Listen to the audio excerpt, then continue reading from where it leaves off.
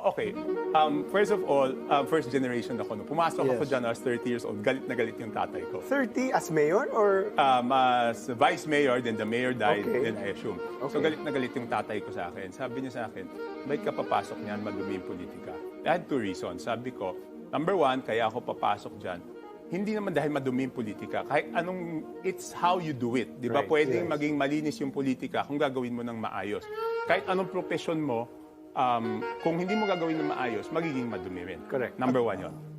Three reasons pala. Number two, sabi ko sa kanya noon, tayo bilang negosyante, nagko-complain tayo about government.